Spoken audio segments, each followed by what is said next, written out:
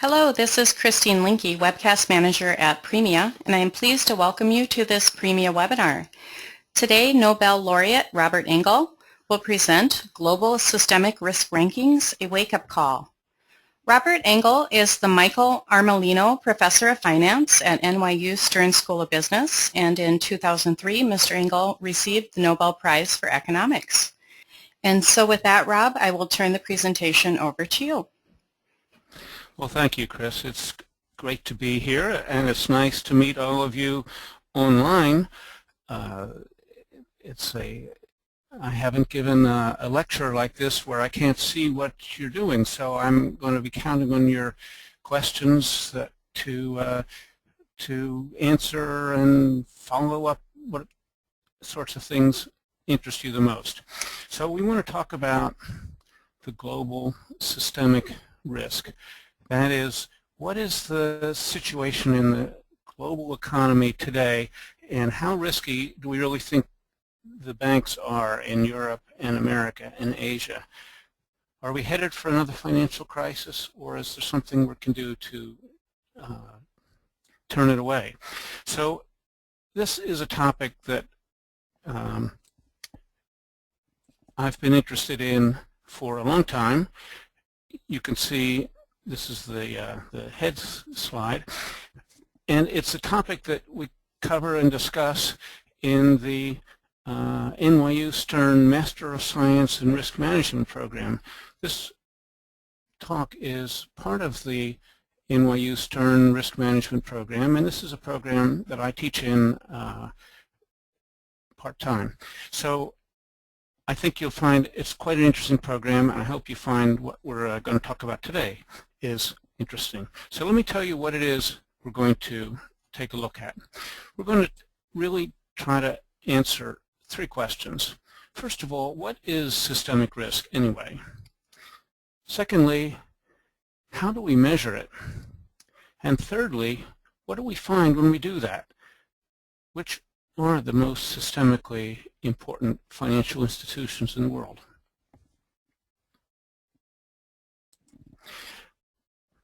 We've been studying the financial crisis for quite a while at NYU Stern. In fact, when the financial crisis first opened, when it first started, the faculty, about 30 faculty got together and started discussing what are the issues in the financial crisis.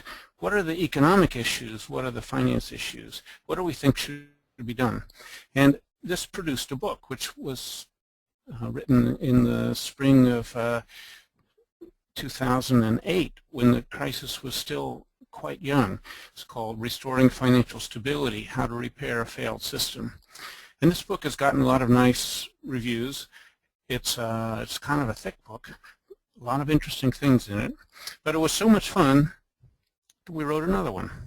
And the next book is called Regulating Wall Street, and this was released about a year ago now, which goes through the massive Dodd-Frank bill which was passed by Congress and signed by the President in the summer of 2010, and gives our prescriptions of what are the good and the bad aspects of this. My hunch is not all of you have read these two books.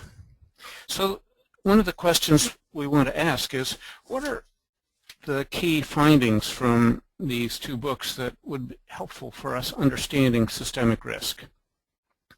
And I think one of the key findings is that the failure of large, complex financial institutions can have disastrous effects on the global economy.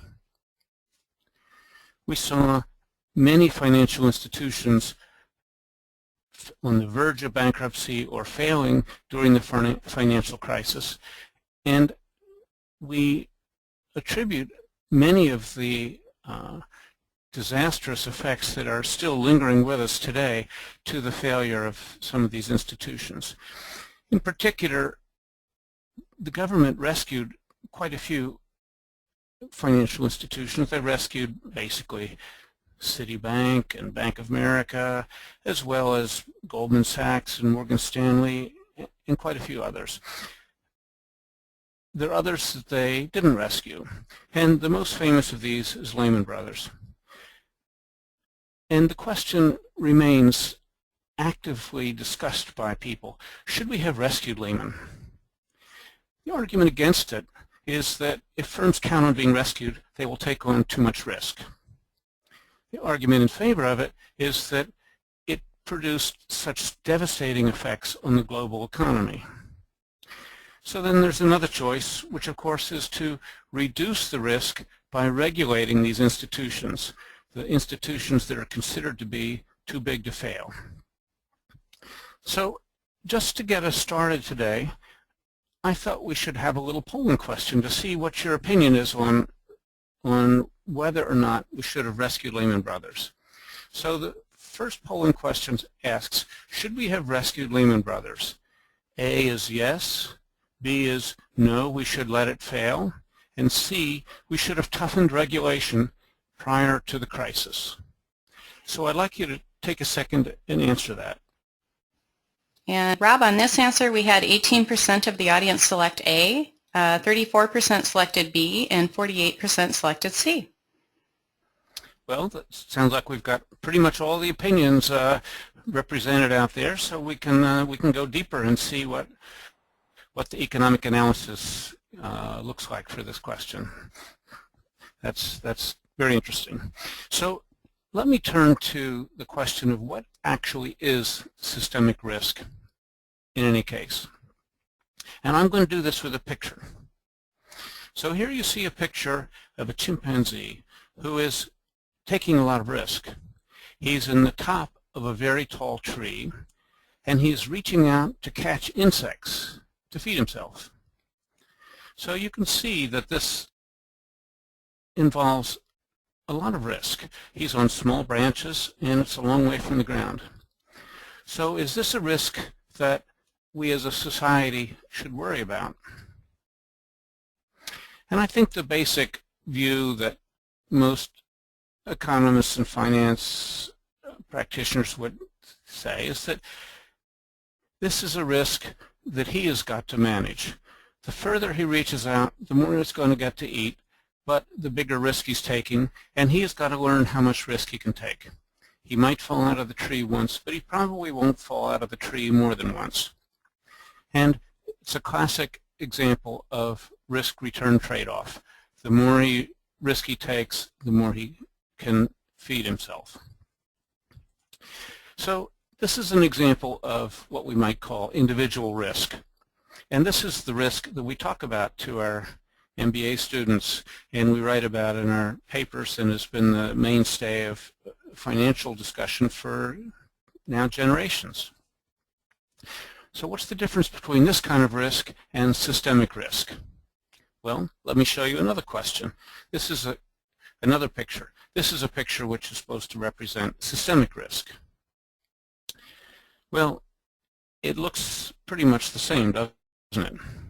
But there's a new piece of information I'm going to give you on this risk. This turns out to be the last male chimpanzee. So if he dies, it's the end of the race. So it makes us think a little differently about the risk he's taking, doesn't it? And in fact, when the town council gets together, I guess they're all mothers on the town council, they talk about what they're going to do with Junior up there in the tree in order to make sure that he doesn't kill himself. So they might have several suggestions. One thing they might do would be to hire 4 government workers to stand under the tree with a tarp. And you can see this would keep him from killing himself if the tarp is in the right place. But you can probably also see this is going to encourage him to take more risk. And therefore is not exactly the optimal solution. Another solution is to tie a rope around his waist and tie it to the tree so he can't reach out so far. But of course, if the rope is too short, then he's not going to be able to catch any food, and he's not going to feed himself. So there is a drawback to this kind of risk reduction in that he may not be able to feed himself in the future, and that would not be what you'd want to accomplish. So the problem of reducing the risk of this chimpanzee, but at the same time allowing him to have enough to eat, is really a problem of setting up incentives and setting up the system to take account of the systemic risk, that his risk is really the risk of the society as a whole.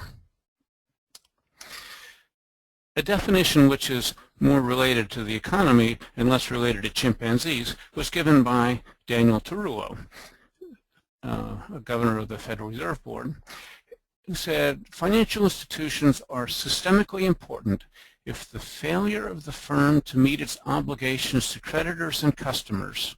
So you see, an important part of this is a failure of the firm to do what it's supposed to do, its contracts to creditors and customers. So we're talking about something like bankruptcy or distress, which breaks contracts.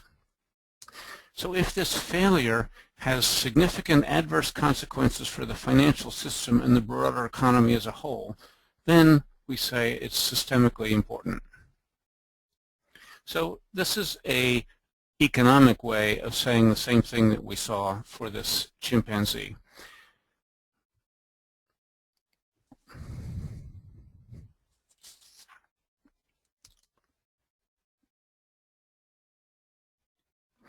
So one of the things about this definition that we think is really quite important is that the same institution could fail when the economy is strong and not have much effect on the global economy. But if that institution fails when the economy is weak and when the financial sector is weak, then it may have much more important effects on the broader economy. Consequently, we think that the systemic nature of a firm's risk is that it is much worse to have a firm that is likely to fail just when the economy is weak. And that's the question we want to ask. Will this firm be likely to fail when the economy is weak and therefore have a much greater impact on the performance of the economy? And you'll see how we incorporate this in the way we measure systemic risk. So let's start by asking, just more generally, what do actually banks do? What risks do they take? Well, banks borrow money from you and me, and they invest it in assets such as loans and securities. If these investments are successful, then they pay off more than was invested. There is money left over to pay back not only the loans but also the equity holders. If the investments are unsuccessful, then equity holders are going to lose money, and the bank may become unable to pay back the money it borrowed, which is meaning it's illiquid or maybe insolvent or bankrupt. So there are different degrees of how serious the crisis is in a bank, but the basic effect is the same. If investments do not pay off well, then the bank is going to lose equity capital and will be potentially on the verge of bankruptcy. So borrowing is what makes these losses very big and very possible. If you've borrowed a great deal of money, then a small loss can actually lead you to bankruptcy. If you've not got much leverage, then it would take a large loss to drive the bank into bankruptcy.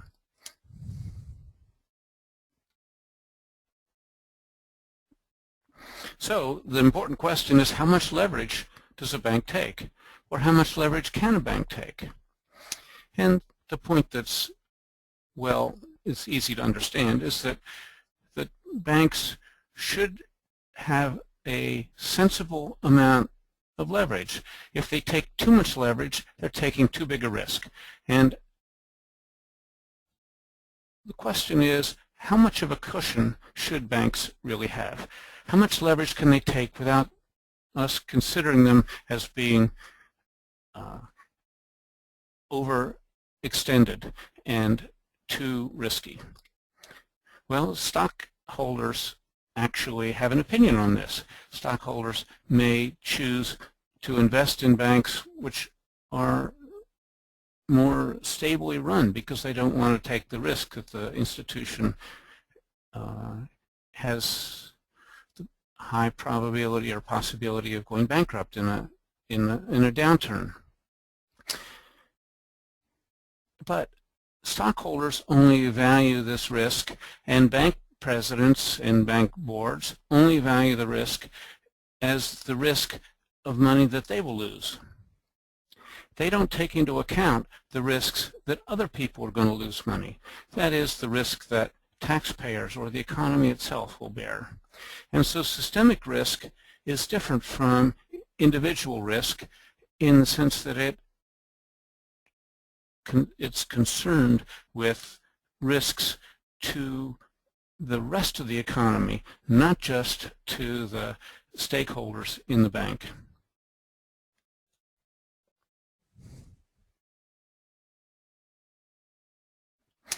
So we construct a measure of systemic risk, which we call S-risk. And it's the capital that a bank would have to raise if we have another financial crisis.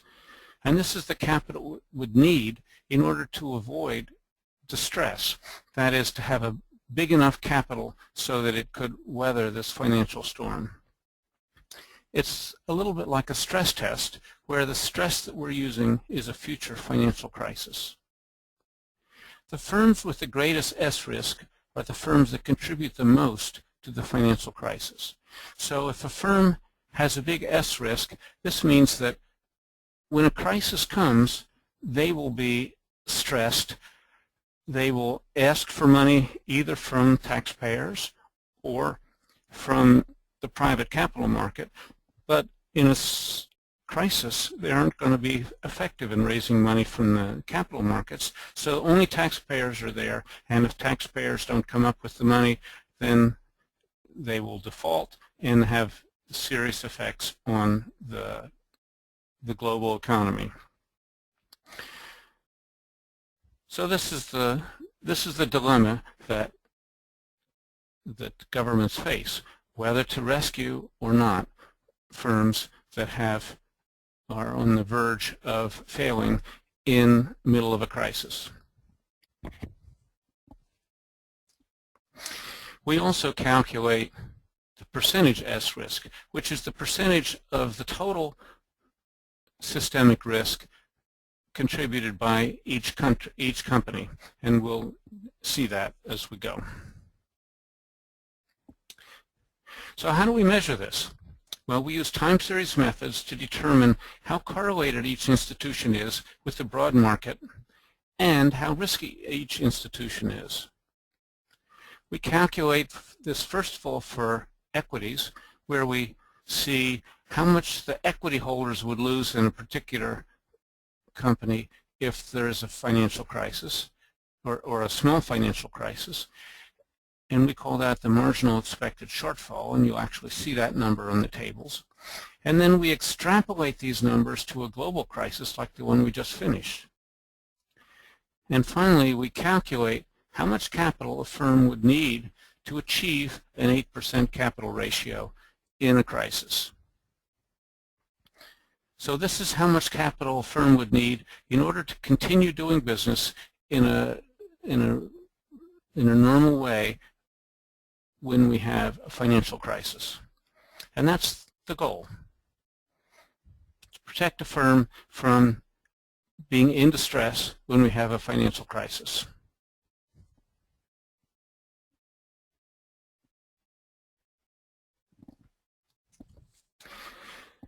So for about a year and a half ago, we unveiled our NYU Stern Systemic Risk Rankings for U.S. financial institutions.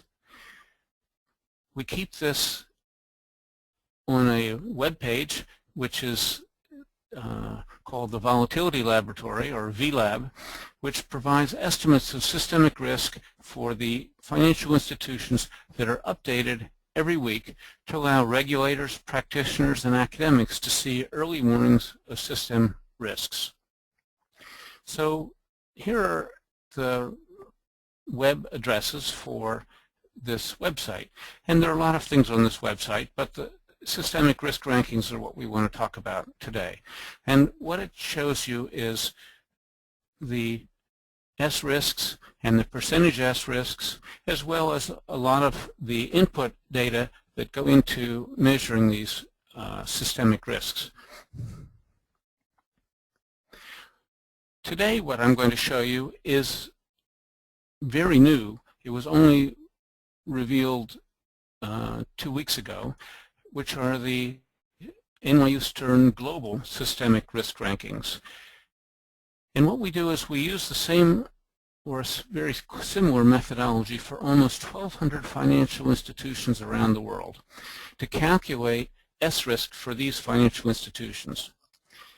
We are working in collaboration with the Institute for Global Finance at the University of New South Wales in Sydney and the Université de Lausanne in Lausanne, Switzerland, as our global partners in doing this calculation.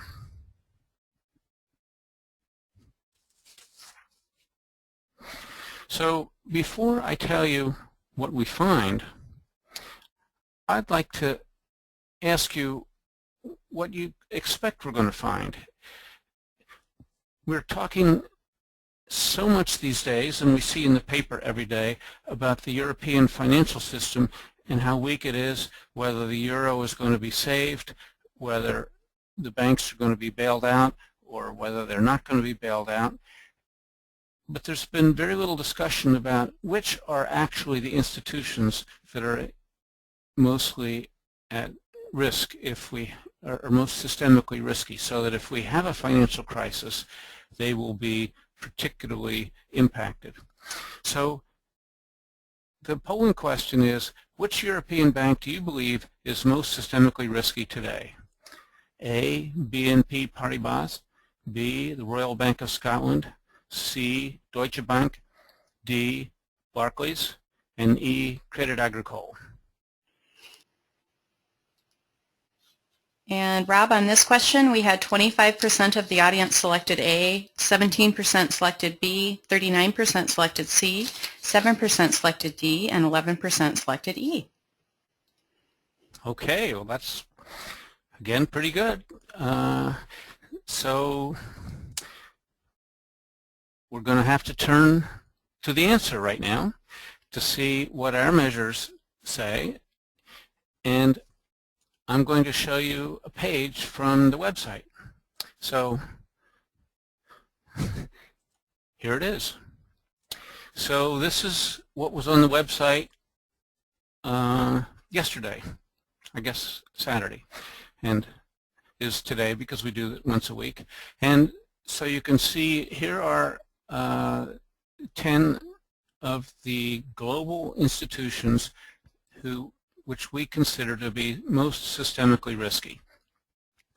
And the first column is the percentage of the S risk that's contributed by each of these institutions. And you see Deutsche Bank is the number one on the list, but the other ones that we were just looking at are right behind it. BNP Paribas, Crédit Agricole, Barclays, and then there is Japanese bank, Mitsubishi Financial, and as you can see, there's also a Japanese bank in the Mizuho Financial, 1, 2, 3, 4, 5, 6, in the 7th position. The only American bank, U.S. bank that's on there is Bank of America. There is a difference in the accounting in U.S. from the rest of the world, which may be partly attributable to the fact that the U.S. Looks like it's kind of low on this list. But so it might be that we shouldn't be comparing U.S. banks with the rest of the world. Instead, maybe we should just compare the banks from around the world. But what you see is that the institutions that are mentioned often in the paper are, in fact, the ones highest on the list. If you look at the second column, it's the marginal expected shortfall, which is basically a way of measuring the risk of these banks. And so the higher the number, the more risky they are. And the third number is the leverage. And so you see Deutsche Bank has a leverage that we measure as 80 to 1. So that is a very high leverage number, but it's not as high as Crédit Agricole, which is 140 to 1. The reason these banks have such high leverage is because their share prices have become quite low. So the ratio of total assets to total equity is a number which gets to be very big when share prices get to be very low. And you can see there's a big range in the leverage. So the reason Deutsche Bank is so high is partly its leverage, partly its risk, and partly because it's very big. You can't see from these numbers its size, but I can tell you that it is very large. In fact, if we look at the next page of the website, you can see a little more specifically where these numbers come from. The first column is the same we just saw. The third column is the S-risk, and that's measured in millions of dollars. So this says that if we have another financial crisis, our estimate is that Deutsche Bank would need to raise $231 billion in order to keep an 8% capital ratio. The MES is the next. Then there's the beta of Deutsche Bank, its correlation with the market, its volatility, and its leverage. And finally, in the last column, is its market cap. So this is the aggregate value of the outstanding shares. And you can see from this that Deutsche Bank is very large. Its equity holdings are very large. And if you actually calculate its total assets, which you can do with both leverage and market cap, you'll see it's really one of the largest banks in this group.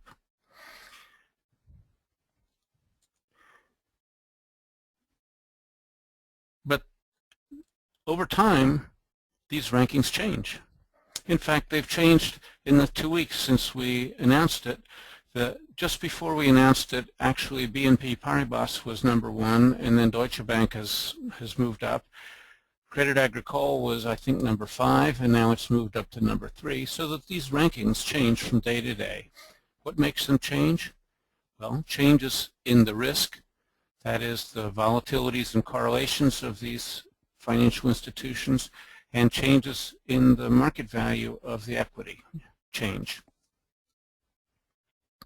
You might wonder, what does the list look like just for the U.S.?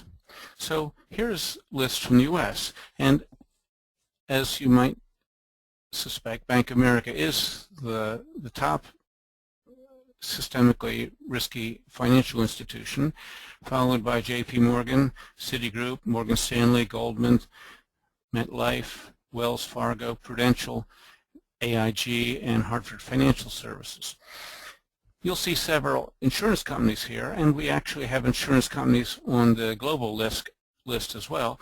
They are financial institutions, and their bankruptcy, we believe, would lead to systemic events just the same as banks, investment banks, and other money management institutions, which we include on the list. Now, one thing about this list that I want to emphasize, the companies that are at the top of this list are the companies that we think are most systemically risky. And what that means is that their failure would be a major catastrophe for the global economy. So this is not a statement that these are bad companies. This is a statement that these are important companies. And so it's important to recognize that these are companies that we need to pay a lot of attention to, and if our goal is to reduce their risk of failure, then we probably want to regulate them just like we regulate the last male chimpanzee to reduce the amount of risk he can take without, hopefully, starving him to death. So how do these risk rankings look if we look back in time? Well, it turns out on this website we can do that. If you, can you see my my pointer? Probably you can. So if you look on the website, there's a date up here, and if you go to this date, you can, there's a down arrow, and you can choose a different point in time to see what did the list look like at that point in time. And so I've chosen here last summer. So this is just 4 months ago, but if you recall, the financial markets experienced a great deal of turbulence in August and September as the sovereign debt crisis got more and more serious. There was some recovery in October, then they became very turbulent in November, and so that it wouldn't be too surprising if there were some changes over this 4-month period. And what you see is that indeed BNP Paribas was top of our list. The numbers are smaller here than what we had above. It looks like we could rescue a financial crisis could be stemmed for BNP Paribas for $192 billion last summer, whereas today it's going to cost over $200 billion by our numbers. And this is partly because the equity values have dropped over this time, and partly because the risks have gone up. So you see, it's pretty much the same group, but they're in a slightly different order, and the size of the S risk is somewhat smaller. Well, what about in looking backwards at the U.S. numbers? Let's talk about Lehman. So if we look at what these measures were saying before the Lehman bankruptcy, what do we see? If you look in, for example, August 29th, 2008. So this is now 2 weeks before Lehman declared bankruptcy. This is a time of great turbulence in the U.S. and global economy, and you see at that time Citigroup was actually the top of our risk rankings. JP Morgan was second, Bank of America third, Morgan Stanley, Merrill Lynch, Freddie Mac. Remember Merrill Lynch? Well, Merrill Lynch was bought by Bank of America. Freddie Mac was rescued by the U.S. government. AIG was rescued by the U.S. government. Fannie Mae was rescued by the government. The banks, Citi and Bank of America, were rescued in very substantially. Cash was put into Morgan Stanley and Goldman Sachs, who were in within days, presumably, of being bankrupt after the financial crisis. And Wachovia is number 10, which failed. And then here we have Lehman Brothers, it's number 11. So according to our list, most of the institutions ahead of Lehman were rescued or at least had capital infusions. Lehman Brothers was number 11 on the list. There was an effort by the Treasury and the Fed to find a buyer for Lehman. Barclays was a possible buyer, but in fact that didn't happen for various reasons. And so Lehman was the institution that did go bankrupt, whereas all the ones ahead of it were either rescued or purchased or had capital invested in them. So this is perhaps the reason why Lehman was let go at the time, and perhaps the reason why we should have let it go. It's unclear that where you should stop rescuing firms. That's a potential problem. How do you do that? So in any case, this is what the list looked like, and it really looks very much like the list of troubled firms during the financial crisis. And I think it's pretty consistent with the policy decisions that were made by the Treasury at that time. So what did it look like for the European firms at that time? Well, Royal Bank of Scotland was top of the list and had major capital infusions from the British government. Here's Deutsche Bank, Barclays, Paribas, Credit Agricole. These are the same financial institutions right down the list, a little bit different order. And you can see that our measures would have said that Royal Bank of Scotland would have needed a massive capital infusion, and I don't think they got that much, but a big capital infusion to keep it running without any distress. So again, regulators presumably knew this list, and these companies survived in part through government assistance. Well, what about before the crisis? Well, if you look before the crisis, say in January 31st, 2006, now Barclays is top, UBS is third, Deutsche Bank is down to fifth, and the S-risk numbers are considerably smaller. That at this point in time, firms were basically much stronger, and a financial crisis would have been weathered without very big capital infusion compared to what it looks like we need today. So what's the role of regulation that is implied by this analysis?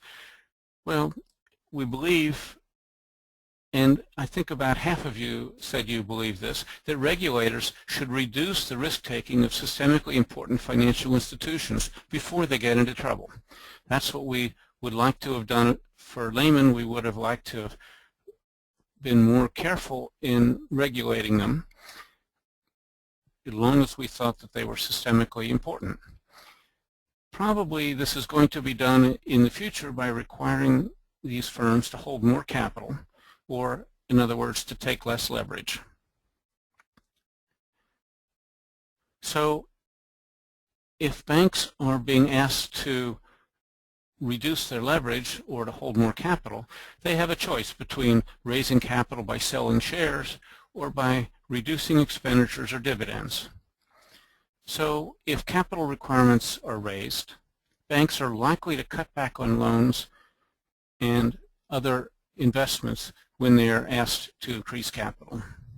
In fact, we've also asked them to reduce their dividend expenditures.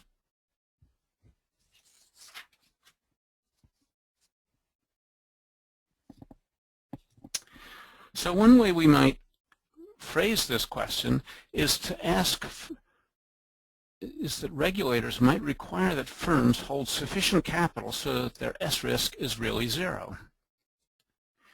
That says that if we have another financial crisis, they would not have to raise capital. That's what we mean by a sufficient capital cushion. If we used this kind of requirement, then we would have different capital requirements for different firms. And in fact, that is part of what the new Basel III agreement is going to do. It's going to have different capital requirements for different firms. And there's a very good reason for that. We want to give firms incentive to reduce their systemic risk. So firms would have an incentive to reduce this, and how would they do that? They could do it by deleveraging, demerging, that is becoming smaller, selling off subsidiaries, de-risking, that is taking less risk in their portfolios, or declining to follow the herd with correlated bets. One of the things we saw in the U.S. was the importance of mortgage-backed securities that made all these major banks' profitability so highly correlated. So when one got into trouble, they were all in trouble. The same thing, I think, is happening in Europe with the sovereign debt that many of these financial institutions have invested in the same sovereign bonds, and consequently their profitabilities are highly correlated.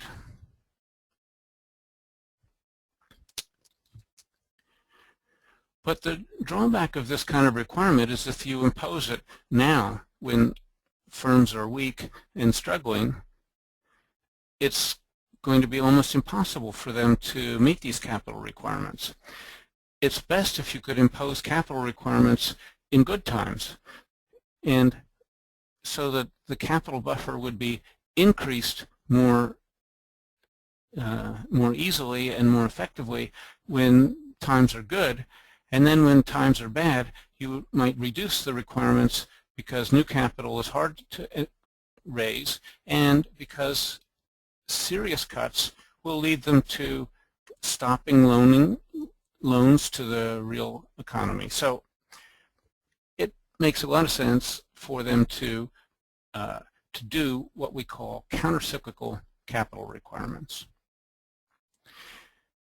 And it's easy to talk about countercyclical capital requirements in the abstract, but in practice it's pretty hard, because if we were to start today with a countercyclical capital requirement, it says, well, maybe we don't want to start today. Maybe we want to wait till times are better to do that.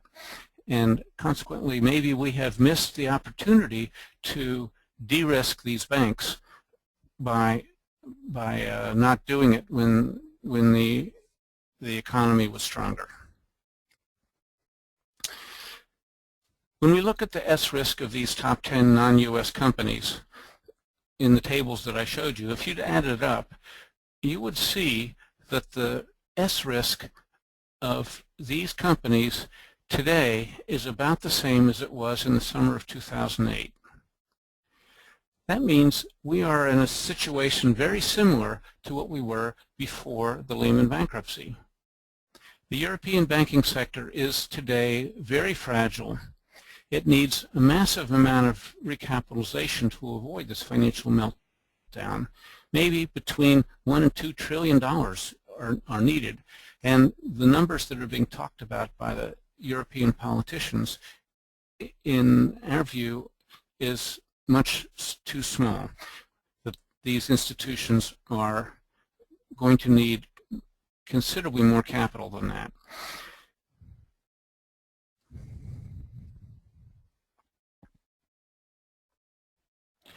So why are these banks so weak?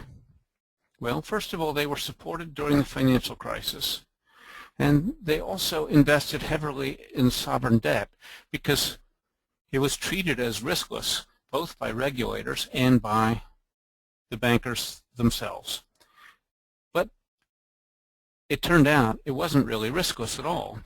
In fact, maybe that was something they knew but didn't think was important, but as its risk has gone up, it's gone down in value, and so the net worth of the banks has fallen, and investors have been selling the shares, just as the banks are trying to sell the sovereign debt. And to make matters worse, U.S. institutions have stopped lending to European institutions because they don't want to be tied up in bankruptcies that they think look like they're relatively inevitable. So what is the solution to this? In some ways, the solution is not complex from an economic point of view. There are strong members of the Eurozone who could recapitalize the banks and could guarantee the sovereign debt. If the sovereign debt were guaranteed, then the banks would not be needing as much recapitalization. This is sometimes called finding a big bazooka that's strong enough and big enough and powerful enough that no longer does sovereign debt look like it's a serious risk. The ECB has been unable to rescue these sovereign bonds or the banks because it's not part of its charter. And the political process is not sympathetic. Part of the objection to developing the big bazooka is that the strong countries in Europe don't feel like they want to commit resources to rescuing the weak countries in Europe. In the US, we would do it for a weak state, but in Europe, they do not believe they're ready to do it for a weak country. However, I think this may change. I think that if the Eurozone breaks up, the biggest loser will probably be Germany, because its exchange rate will soar and its exports will drop. BMWs and Mercedes will end up being twice as expensive as they are today, and that's going to dramatically affect their export markets. I think they have been a big beneficiary of the fixed currency market that they've been selling to, much the same way the Chinese have maintained their exchange rate lower than the market would do on its own. And consequently, I think Germany and German politicians are likely to come around to supporting the weak countries and the weak banks in Europe, and perhaps this will be sufficient to preserve the Eurozone. But the fact is, we haven't seen that yet, and that's one of the things we're reading the paper about every day. And that motivates my final question, which is really the end of this webinar, which is, will the Eurozone survive another year? Yes or no? A simple question, but it's a pretty hard one to answer. While you're thinking about it, I'm going to show you a slide of my favorite coffee shop that you can contemplate while you're answering this tough question. And Rob, on this question, we had 73% of the audience select A and 27% selected B. Good. So we've got a lot of optimists out there. So I hope you're right. I think there's a good chance it will survive, but I think it's something we're going to have to pay a lot of attention to over the next weeks and months. So I'm going to end here and actually show you the final slide, which is the logo of the NYU Stern Master of Science in Risk Management executive program. And as you can see, it's a black swan. It's a famous new image that's been popularized by Nissan Taleb. But there's something important to know about the black swan. The black swan is famous, and this is the way Nissan describes it, because no one ever imagined that all swans weren't white. There was no information that would have allowed them to imagine that all swans weren't white. And then they discovered black swans in Australia, and this is viewed as an earth-changing observation. But I don't know that that's our situation here. I think we're trying to foresee risks. We may not measure them correctly. We may not know which risks are most important and which ones are least important, but we hopefully will have a good menu of which risks are out there. So these are not black swans. These are risks that we might or might not be able to correctly estimate and correctly avoid, but they're not a surprise. And that's one of the things that we hope that this program will do. So I'd like to turn now to questions, which I think you've probably been sending questions.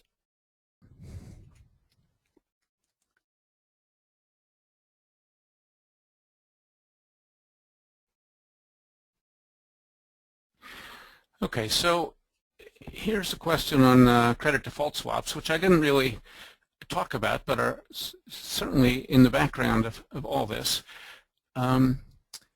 Unlike options on equities, credit default swaps, currently the vehicle for expressing a broad variety of risk spreads, are not about exchanging a semi-tangible security at a price, but rather more like placing a bet on the outcome of a risk event.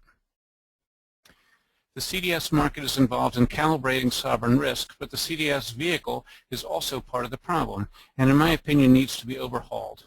Betting on something on which one has no material or beneficial interest is, well, just gambling on a horse race. How can we replace the CDS vehicle?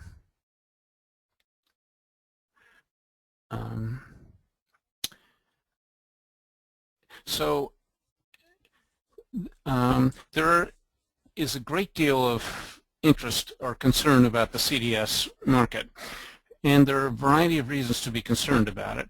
One is that it's a relatively opaque market because it's all traded over the counter, and the information about it is not widely disseminated. A second reason is that there's counterparty risk because of the over-the-counter nature of this market, and sometimes the counterparties are in fact connected with the underlying in ways which are unknown to the investor. And then I think a third reason is this recent discussion about what actually is a credit event makes it unclear whether the CDS on sovereign debt is really going to be effective insurance against a default, when in fact you can have a 50% write-down which is treated as voluntary and not a credit event at all. I actually think that the CDS market will be improved very substantially by the introduction of central counterparties and clearing, which is part of the Dodd-Frank bill, and will be, I don't know exactly what the timetable for that, but I think that will be a natural, it will be an improvement in the performance of that market. And I don't believe that we need to treat CDS, allow CDS trading only by people who have an interest in the underlying asset. There are so many reasons why we might want to take positions to protect against bankruptcy that are not just owning corporate bonds or sovereign bonds of this company or country. So I think that CDS probably are actually better ways of measuring credit risk than, for example, the rating agencies that we use all the time. So I would like to see the CDS market improved in the ways that I think it's going to be, and used more widely as a measure of credit risk that I think makes a lot of sense. I don't think it's not clear to me that the CDS spreads are misreading the risks of these either countries or banks in this current environment. Okay, let's take another question.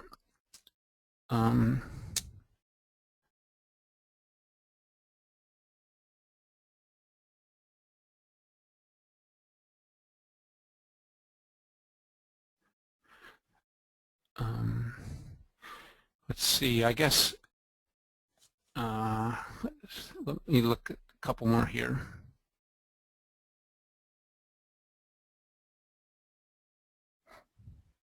So Antonio Ferreiro says that he is not of the same opinion regarding the example of individual and systemic risk. I think this is the picture of my chimpanzees. If we see that investment bankers were systemic risk takers, I would argue that they had more than enough to eat. That is, they didn't want to catch some flies, but rather all of them. And also the ones in the next tree. So in the case of banks, we were not looking into feeding actions to secure survival. Thanks. Well, let me take that point a step further. One of the things about the regulation that we discussed today is if you regulate banks by requiring them to hold systemically important banks by requiring them to hold more capital, or are you really going to hurt them competitively relative to their smaller, unregulated competitors. And I think actually this is more likely to be leveling the playing field, that the large, too big to fail banks have a reduced cost of capital that makes them unfair competitors today, that they can raise capital because they have implicitly government guarantees, and consequently increasing capital requirements for the systemically important institutions is a step toward more fair competition rather than changing it. And I think that's maybe the thrust of your question. Okay, another question is, how did you determine this 8% capital ratio? How do you define that it is a sufficient ratio? Well, obviously that's an important issue, and it's really partly the issue of comparability between the U.S. and Europe.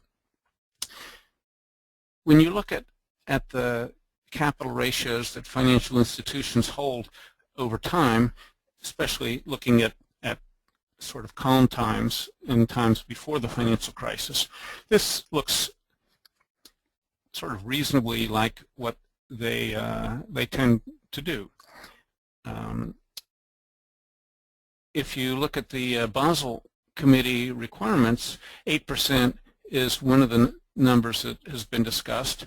Regulators may use a higher capital ratio, but the Basel Accord is basically 8%, but it's in that case 8% of risk-adjusted capital, so that's a slightly different concept.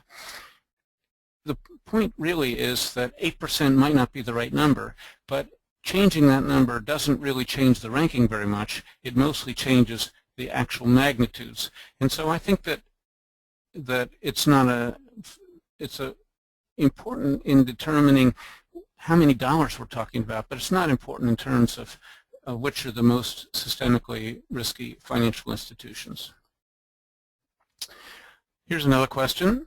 As correlation is essentially backward-looking, using what has occurred up to the present, is not an analysis of distributions of forward simulations more likely to point out potentially bad future outcomes or risks than historical correlation?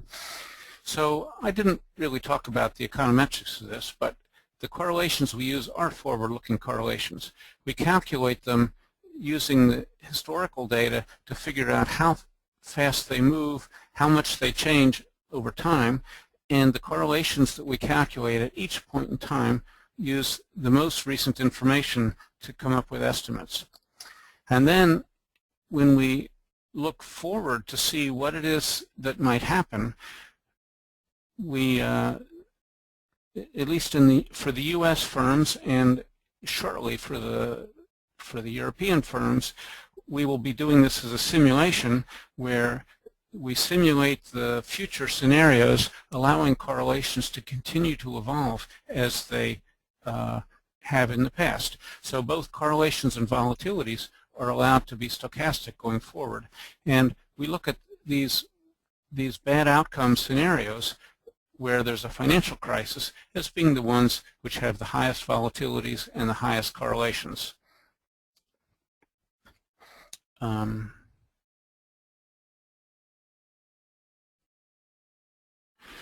Okay, so here's another question. Did you backtest this S-risk measure for Lehman Brothers?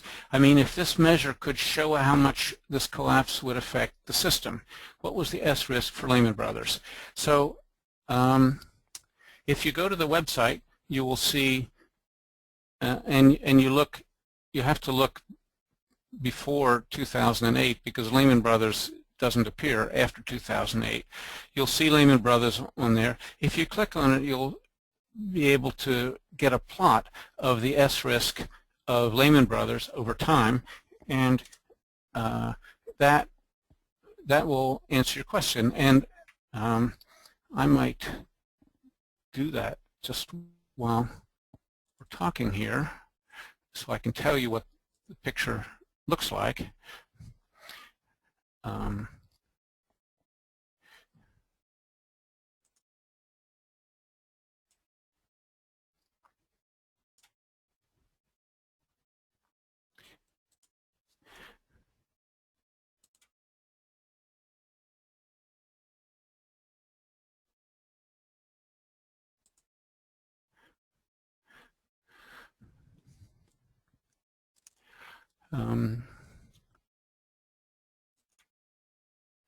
So S-risk for Lehman Brothers was about from about 2000, rose gradually to till 2006 at maybe $20 billion. And then starting in January of 2006, it started to rise up dramatically until it was maybe 50 billion at the time, or 60 billion maybe at the time of the financial crisis. So that's our estimate of what it would have cost to rescue Lehman Brothers.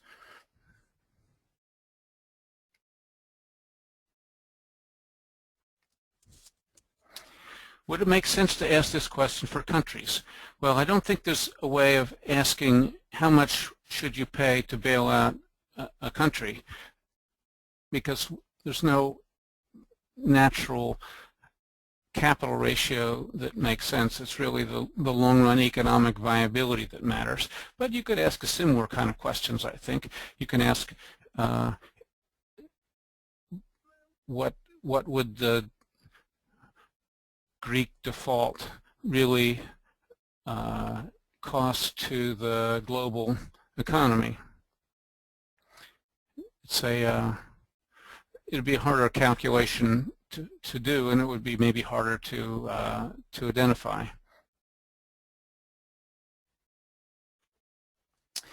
So is S-risk, here's another question, is S-risk a relevant indicator to predict bankruptcy?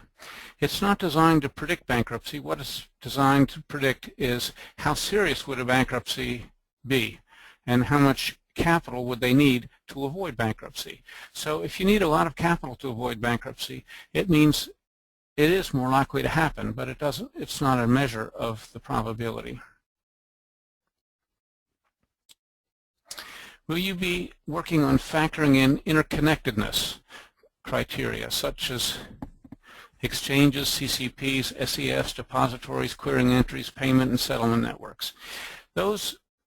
Most of those institutions will not be publicly traded, so that it won't be easy we won't be able to use the same methodology to talk about them.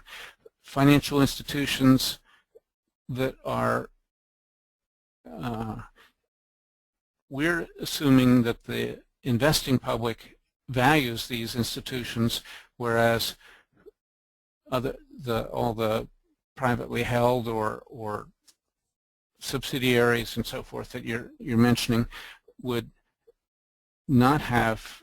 You'd have to value them using underlying balance sheet data, and that's a lot more complicated.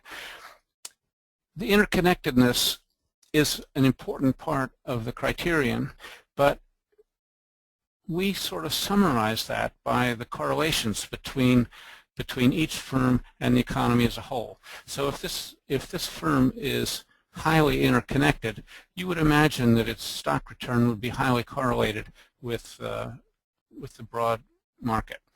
And so we're getting an imperfect measure of that.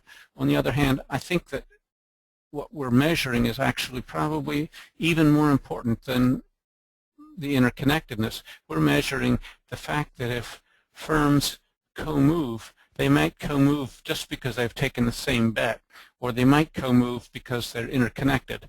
And so we get both of those measurements as part of our risk.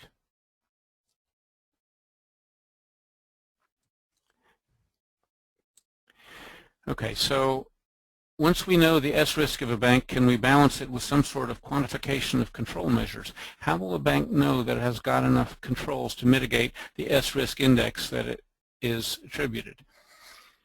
I think that's a question of if regulators were to choose the criterion that require enough capital so that S-risk was really zero, then how would the bank respond to that? Well, there are a lot of different ways they could respond to that, and one of the advantages of this approach is it would allow banks to choose whatever approach is the most efficient for them to reduce their S risk. And they could, as I said before, they could de-lever, they could de-risk, they could spin off subsidiaries, or they could just change their investment portfolio so it's not so correlated with the rest of the market. All those things would presumably reduce the S risk, and it would be some combination of them that the banks would probably choose.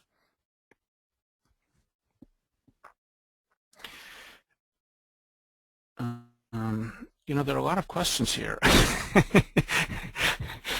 Let me just take two more, and then we'll have to call it a day. How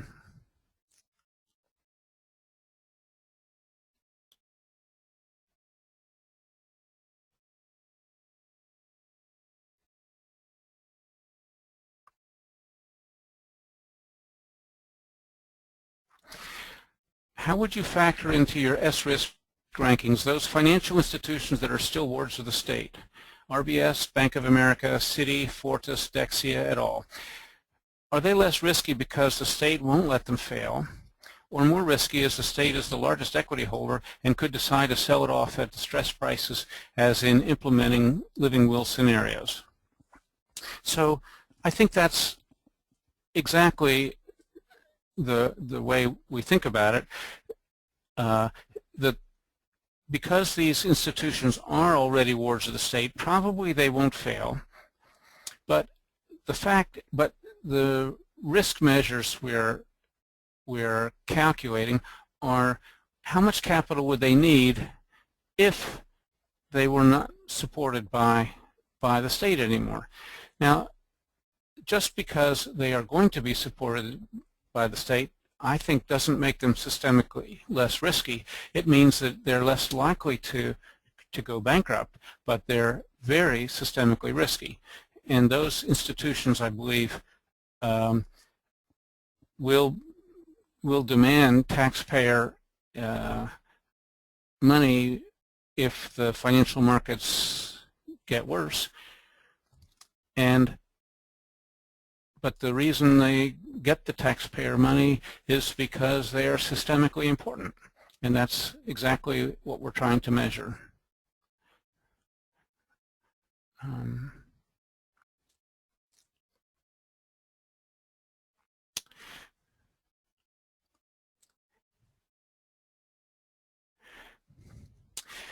If it's better to increase capital in good times than in bad times, what would be your prescription for politicians and regulators, given that it is psychologically difficult to take away the punch bowl? Well, I think this is a very good question.